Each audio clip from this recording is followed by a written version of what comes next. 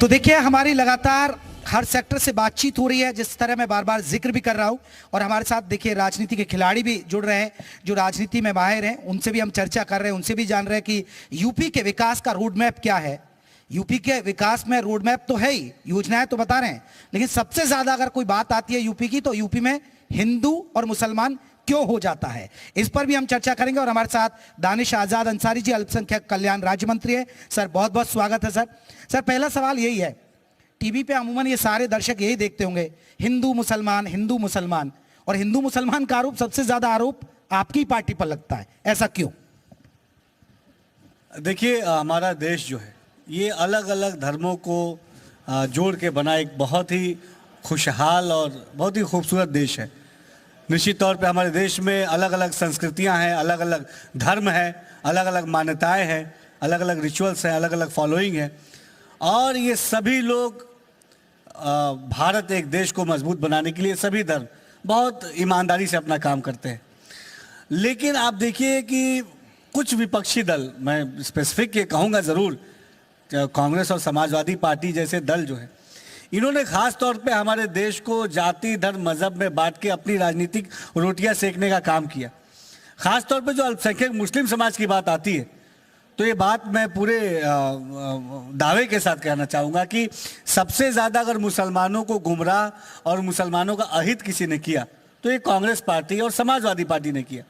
Bharatiya Janata party प्रधानमंत्री मोदी जी के नेतृत्व में, उत्तर प्रदेश में मुख्यमंत्री योगी आदित्यनाथ जी के नेतृत्व में साथ सबका विकास के नारे पर काम करती है। हमारा बहुसंख्यक समाज हो, अल्पसंख्यक समाज हो, पिछड़ा समाज हो, दलित समाज हो, पासमानदा समाज हो, सबके उत्थान की चिंता, उसकी चिंतन हमारी पार्टी के अंदर समाहित है। और 2014 से लेके केंद्र सरकार का अब तक का कार्यकाल, 2017 से लेके उत्तर प्रदेश का हमारा कार्यकाल, ये साफ स्पष्ट तरीके से जाहिर करता है कि हम सबका साथ सबका विकास के नारे पे ईमानदारी से काम कर रहे हैं। लेकिन आप कह रहे हैं कि सबका साथ सबका विकास, आप कहते हैं कि देखिए हम मदरसों में एक हाथ में कंप्यूटर, एक हाथ में कुरान, लेकिन वो कहते हैं कि आप हमारे मजहब में दखल दे रहे हैं, आप हमें टारगेट कर रहे हैं, हमारे मदरसों को टारगेट कर रहे हैं। फिर कैसे आपका ये सपना पूरा होगा कि बच्चों के हाथ में जो वो तालीम लें तो एक हाथ में कंप्यूटर हो और एक हाथ में कुरान? देखिए, विपक्ष एक बात तो सही कह रहा है कि हम ये टारगेट कर रहे हैं। हमारा टारगेट अल्पसंख्यक समाज है और हमारा टारगेट स्पष्ट है कि अल्पसंख्यक समाज को हमें आगे बढ़ाना है। हमारा टारगेट है कि अल्पसंख्यक समाज को शिक्षित करना है। हमारा टारगेट है कि अल्पसंख्यक समाज को समाज के मुख्य धारा से जोड़ना है, मदरसे बंद करके। हमें मदरसों को बेहतर बनाना है। मदरसे में बच्चा दीन इस्लाम पढ़े, ये हमारे प्रधानमंत्री जी ने भी कहा, मुख्यमंत्री जी ने भी कहा कि मदरसों में दीन इस्लाम बच्चे पढ़ने चाहिए। लेकिन अगर हम कहते हैं कि दीन इस्लाम के साथ साथ आधुनिक शिक्षा, मैथ, साइंस और कंप्यूटर भी इसी मदरसे में पढ़ने बच्चा जो जा रहा है उसको भी शिक्षा मिले, तो इस बात से कांग्रेस और सपा को क्यों परेशानी है? कांग्रेस और सपा ये क्यों नहीं चाहती कि मदरसे में जो पढ़ने वाला बच्चा है, मदरसे में कौन पढ़ने जाता है? मदरसे में आम गरीब परिवार का बच्चा पढ़ने जाता है। जो पिछड़ा पासमानदा है, जिसकी चर्चा प्रधानमंत्री जी करते हैं, वो बच्चा मदरसे में पढ़ने जाता है।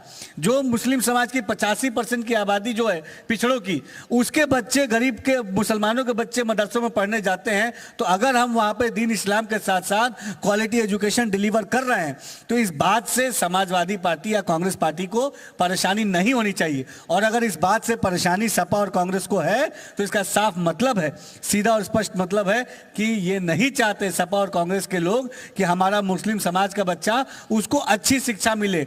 हमारे मदरसे में पढ़ने वाला बच्चा वो उर्दू अरबी फारसी बोले, लेकिन अगर वो इंग्लिश भी बोलेगा तो इसमें क्या हर्ज है? मदरसे में पढ़ने वाला बच्चा साइंस, मैथ्स, कंप्यूटर पढ़ के अगर समाज के मुख्य धारा से जुड़ेगा तो इसमें क्या दिक्कत है? मदरसे में पढ़ने वाला बच्चा अगर मदरसे से पढ़ के डॉक्टर, IAS, IPS बनेगा तो इसमें क्या दिक्कत है? मुझे एक रोकना पड़ रहा है बीच में आपके। इतनी अच्छी सोच आप लोगों की, देखा कितनी अच्छी सोच बताई उन्होंने, लेकिन वही मुसलमान आपकी बात को समझ नहीं पाता, वही मुसलमान आपको वोट नहीं देता। देखिए, इस मंच में मैं आया हूँ, मैं भी एक मुस्लिम नौजवान हूँ, बहुत ईमानदारी से बात करूँगा। देखिए, मुस्लिम कौम जो है हमारी, ये बहुत जज्बाती कौम है, और चुनाव के समय कुछ लोग, हमारे ही बीच के कुछ लोग, चंद जो है कुछ लालच में अपने निजी स्वार्थ को पूरा करने के लिए हमारी कम्युनिटी को गुमराह करने का काम करते हैं। हमारी सरकार ने हमेशा अच्छी शिक्षा, सुरक्षा, स्वास्थ्य, रोजगार, इस पे जो है फोकस किया है। 2014 के बाद आप देखिए किस तरीके से हमने अल्पसंख्यक मुस्लिम समुदाय के चीज़ों को बेहतर बनाने के लिए काम किया। मैं प्रधानमंत्री जन विकास कार्यक्रम हमारे प्रधानमंत्री जी ने जो शुरू किया, उस प्रधानमंत्री जन विकास कार्यक्रम के माध्यम से उत्तर प्रदेश में जहां 75 उत्तर प्रदेश में जिले हैं, उसमें से 20 जिलों में अभी डिग्री कॉलेज बन रहे हैं और 236 जगह पे उत्तर प्रदेश में इंटर कॉलेज बन रहे हैं। हमने 25 पॉलिटेक्निक कॉलेज उत्तर प्रदेश में बनाए हैं और हमने लगभग 96 ITI कॉलेज उत्तर प्रदेश में बनाए हैं। तो ये जो जी ये मैसेज जाता नहीं है क्या? क्योंकि लोग कोई भी नीति हो बीजेपी की जो भी मुस्लिमों से जुड़ी होती है, अल्पसंख्यकों से जुड़ी होती है, उसका विरोध ही करते नजर आते हैं। नहीं, देखिए मुस्लिम समाज अब धीरे धीरे इन बातों को समझ रहा है। गुमराह किया गया है, ये बात मैं स्वीकार करता हूं, लेकिन अब मुसलमान जो आम मुसलमान है ये अच्छे और बुरे में फर्क करना धीरे धीरे समझ रहा है। ये जान रहा है कि जो भी साफ नीयत के साथ ठोस विकास की तरफ हमारे मुस्लिम समाज को आगे बढ़ाना चाहता है, मुस्लिम समाज की कम्युनिटी जो हमारी अल्पसंख्यक समाज है वो भी उसके साथ खड़ी होनी चाहिए और धीरे धीरे सकारात्मक बदलाव आप सबको दिखेंगे। एक बात बहुत स्पष्ट और तय है कि हम वोट बैंक के चश्मे से राजनीति नहीं करते। मुस्लिम समाज को डेवलपमेंट की जरूरत है, इस बात को हम महसूस करते हैं। इसीलिए उनके डेवलपमेंट के लिए ईमानदारी से जो भी काम होने चाहिए, जो भी स्कीम लानी चाहिए, वो स्कीम करते हैं। मदरसा चूंकि बहुत हमेशा मदरसा हाईलाइट रहता है, इसलिए मैं बहुत स्पेसिफिकली मदरसे के बारे में बताऊंगा, क्योंकि कौम के लोगों का एक इमोशनल जुड़ाव भी मदरसे के साथ है। मदरसे में 2017 के बाद हमने SCRT का कोर्स लागू किया। दीन इस्लाम के साथ साथ आज ऑर्गेनाइज तरीके से मदरसों में मैथ्स, साइंस और कंप्यूटर की शिक्षा हमारी सरकार दे रही है। मदरसों में हमने NCC NSS को लागू किया। इसका फायदा धीरे धीरे मुस्लिम समाज के लोगों को समझ में आया कि NCC NSS के माध्यम से एक तो मदरसे के बच्चों का शारीरिक और बौद्धिक विकास होगा, इसके साथ साथ जब आगे वो हायर एजुकेशन में जाएंगे, आगे जो अच्छी शिक्षा में जाएंगे, तो उनको NCC NSS के सर्टिफिकेट का फायदा भी मिलेगा। इसके अलावा मदरसों में हमने स्पोर्ट्स एक्टिविटीज को भी कंपलसरी किया। आज मदरसे में पढ़ने वाला बच्चा कोर्स के साथ साथ स्पोर्ट्स एक्टिविटीज में इन्वॉल्व हो रहा है। दानिश जी आपने जो जिक्र किया कि योजनाओं का तो जिक्र कर दिया, लेकिन बहुत सारे मुस्लिम धर्मगुरु, चाहे अखिलेश यादव हो, ओवैसी साहब हो, सब ये एक बात कहते हैं कि ये मुस्लिमों के हक को छीन रहे। पहले आपने मदरसों में घुसे, उसके बाद मस्जिदों पर आप दावा ठोक रहे, कभी आप कहते हैं कि देखिए अयोध्या तो जहाँ किया, काशी मथुरा बाकी है, अब वक्फ बोर्ड में भी घुस गए। वो कह रहे देखिए वक्फ की संपत्तियों को आप छीनना चाह रहे। देखिए एक बात बहुत साफ और स्पष्ट है कि मुस्लिम समाज के विकास के लिए जो भी ठोस कदम उठाए जाने चाहिए, जिससे आम मुसलमानों का हित जुड़ा है, जिससे आम मुसलमानों का विकास जुड़ा है, वो काम हमारी सरकार जरूर करेगी। हमने मदरसा शिक्षा के सकारात्मक सुधार की बात की, हम उसमें गए और हमने मदरसा शिक्षा को बेहतर बनाया। एक भी ऐसा उदाहरण उत्तर प्रदेश में कोई भी विपक्ष का सपा या कांग्रेस नहीं दे सकती जहां वो कहे कि हमने किसी मदरसे को बंद किया। हमने किसी भी मदरसे को उत्तर प्रदेश में बंद नहीं किया। हम मदरसों को ऑर्गेनाइज तरीके से आगे बढ़ाना चाहते हैं। देखिए मदरसा एक बहुत बड़ा स्ट्रक्चर है। उत्तर प्रदेश में 16,513 मदरसे हैं, 560 मदरसे एडेड हैं जिनको सरकार वित्तीय सहायता देती है। इतना बड़ा स्ट्रक्चर को अगर हम ऑर्गेनाइज नहीं करेंगे, जहां लगभग 15 लाख से अधिक मुस्लिम बच्चे पढ़ रहे हैं, जो पिछड़े मुसलमान, गरीब मुसलमान हैं, वो 15 लाख की संख्या को अगर हम ऑर्गेनाइज तरीके से शिक्षा नहीं देंगे, तो ये जब मदरसे से पढ़ के बाहर इतना बड़ा जो नंबर है निकलेगा, ये यूथ ये कहाँ जाएगा? देखिए बेशक हमारे मदरसे से पढ़ने वाला बच्चा मुंशी बने, मौलवी बने, आलिम बने, हाफिज बने, ये चीज़ ज़रूरी है, ये उसकी स्वतंत्रता है। लेकिन अगर वही मुस्लिम बच्चा मदरसे से पढ़ के IAS IPS बनना चाहता है, जो उसकी इच्छा है, तो उसकी इच्छा के अनुरूप हम वो स्ट्रक्चर डेवलप करेंगे। वक्फ की बात पे आते हैं। वक्फ की संपत्तियों का नेचर क्या, इन सपा के लोगों से, इन कांग्रेस के लोगों से पूछना चाहिए। मैं 2 मिनट उस पर जरूर बोलना चाहूंगा। वक्फ की संपत्तियों का नेचर ये है कि वक्फ की संपत्ति मुस्लिम समाज के डेवलपमेंट के लिए इस्तेमाल होनी चाहिए। वहां जो गरीब मुस्लिम तबका है उसके विकास से जुड़ी योजनाएं वहां पे संचालित होनी चाहिए। जो हमारी मुस्लिम महिलाएं हैं उनके विकास से जुड़ी चीजें वहां होनी चाहिए। जो पिछड़ा पासमानदा मुसलमान है उसके डेवलपमेंट से जुड़ी चीजें होनी चाहिए। वहाँ पे स्कूल खुलने चाहिए जहाँ पर निःशुल्क रूप से मुस्लिम गरीब बच्चों को पढ़ाई मिले। वहाँ पे हॉस्पिटल खुलने चाहिए जहाँ जो मुस्लिम गरीब तबके के लोग हैं उनको निःशुल्क इलाज मिले। तो अगर हमारी सरकार इस दिशा में आगे बढ़ना चाहती है तो इसमें क्या आपत्ति है? उत्तर प्रदेश के आम मुसलमान ही उत्तर प्रदेश में आम मुसलमान ही ये शिकायत करते हैं कि वक्फ की संपत्तियों पे ये इलीगली 10 बरस में याद नहीं आया वक्फ कानून में हम संशोधन करें? नहीं, धीरे धीरे हम कर रहे हैं। आप पे तब तो पिछली बार तो ताकत भी थी आपको संसद में, देखिए, अब बात ताकत भी नहीं है आप नहीं पे। है, बात जरूरत की है।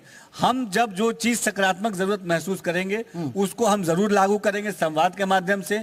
आम मुस्लिम समाज के लोगों के लिए वक्फ की संपत्तियां इस्तेमाल होनी चाहिए, ये मैंडेटरी है। लेकिन वक्फ बोर्ड में वक्फ माफियाओं का कब्जा धीरे धीरे बहुत बढ़ा, उस कब्जे को न्यूट्रलाइज करने की जरूरत है।